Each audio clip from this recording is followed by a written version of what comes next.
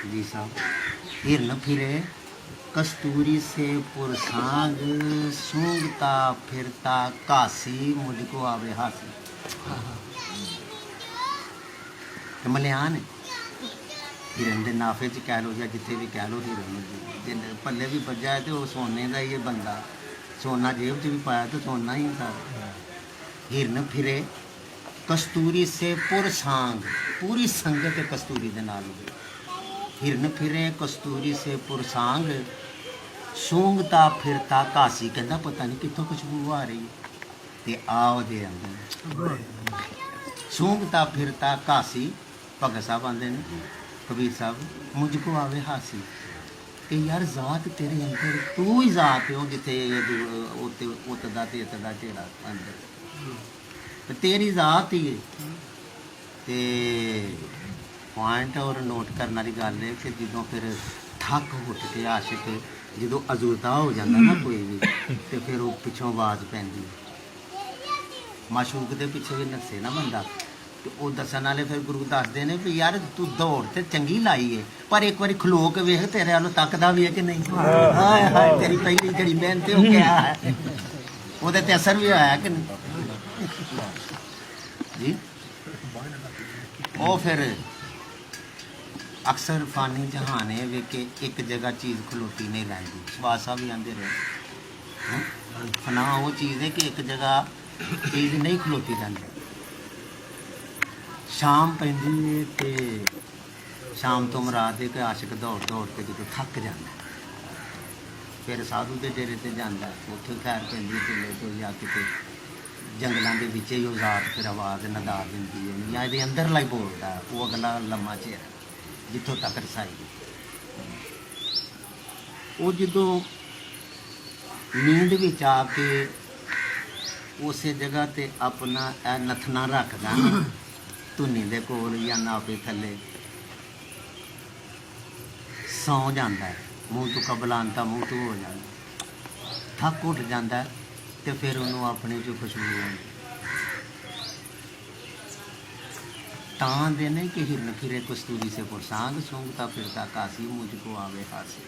कि तेरे अंदर ही लभदा है जी कि जिन्नियां मर्जी हवा च तलवारां मार, जो उन्हें वक्त मुकर्रर किया गा या तेरी असी तो मैं मस्कीन तो इत्थे ही हाँ कि जिहड़ा दौड़ जिहड़ी लगदी है, जिहड़े कन्नी पै के ते अख खुलदी है ना, हीर उठ बैठी पते ठीक लगे तो ठीक है, जो अख खुलदी उदों ही उहदा काम हो जाता सारा। बाकी जिहड़ी सैर है या जिहड़ा उहदा दौरा है या उहदा कष्ट है, जिहड़ा जोत है वो बात का मसला। चलो बयान कर देंगे बिल्कुल तकिया पीछे ला लो ना, तो उत्थे बैठ तकिया पीछे शुरू तो आता पईयां तस्वीर बना के बहना।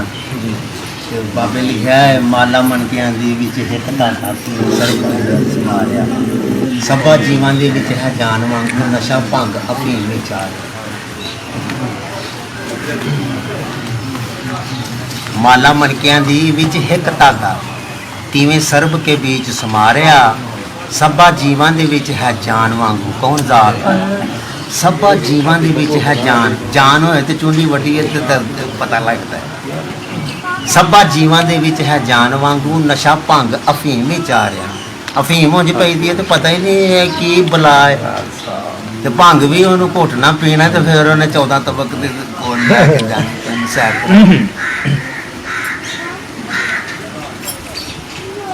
माला मनकियां विच जिਉਂ हिक धागा तिवें सर्ब के बीच समारिया, सभा जीवां दे विच है जान वांगू नशा भंग अफीम विच आ रहा। जिवें पत्तरी मेहंदी और रंग रचिया, पत्थर भी सबज है ते अंदर सुर्खी है।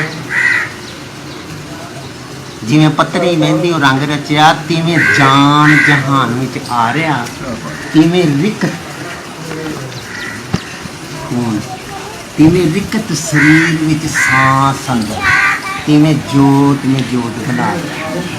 फिर जज्बा की रांझे का बादशाह रांझा बन के खर्च है मगर लगा, जोगी अपना जोर सब ला रहा, ते अगों की पे आंदा तेरे द्वार जोगा हो रहा हाँ मैं, जट जोगी नूं घना समझा रहा।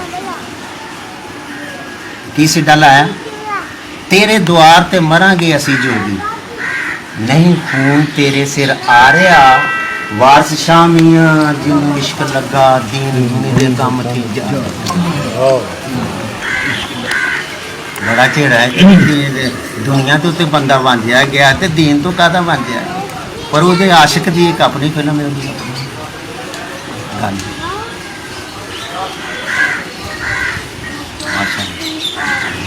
मैं अदल तो प्यारा इसका ਹਾਏ मैं अदल तो प्यारा इसका मैनू मान सारा मेरा मिट्टी गारा इसका मेरे अंदर पारा इसका मैं ही तड़ी का जोगड़ा मैं 10,000 इसका ए चन्न सारे चांद चक्कर सारा इसका कद वेले खांदियां जब प्यार खलारा इसका सूली चढ़ के आख्या ऐनो ही हक जहान सारा इसका सब जाना जहर नित रहना डेरा क्या